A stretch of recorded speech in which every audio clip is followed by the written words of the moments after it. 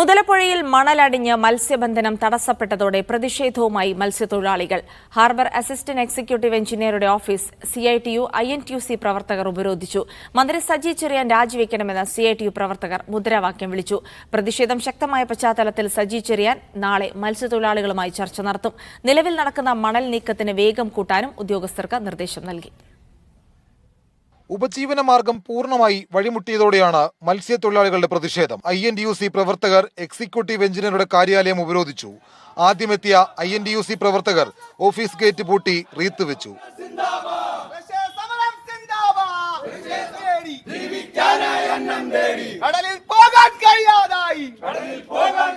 പിന്നാലെ CITU പ്രവർത്തകരുടെ പ്രതിഷേധം.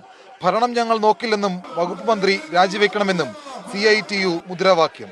ഡ്രഡ്ജിങ്ങിന് മുതലപ്പുഴയിൽ സ്ഥിരം സംവിധാനം ഒരുക്കണമെന്നും CITU ആവശ്യപ്പെട്ടു.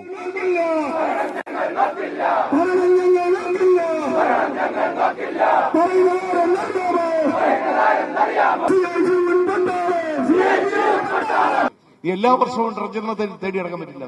ഓരോ വർഷം മണ്ണ് മൂടുമ്പോൾ ഡ്രഡ്ജറും തേടി കൊച്ചി കണ്ണൂർ നടക്കാൻ പറ്റില്ല. ഇവിടെ സ്ഥിരം സംവിധാനം വേണം. പ്രതിഷേധം ശക്തമായതോടെ മത്സ്യത്തൊഴിലാളികളുമായി മന്ത്രി സജി ചെറിയാൻ നാളെ ചർച്ച നടത്തും.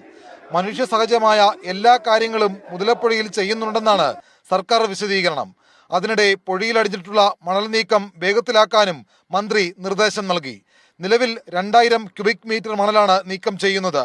ഇത് 3500 ഉയർത്തും. മാരിടൈം ബോർഡിന്റെ ഡ്രഡ്ജർ കൂടി എത്തിക്കും.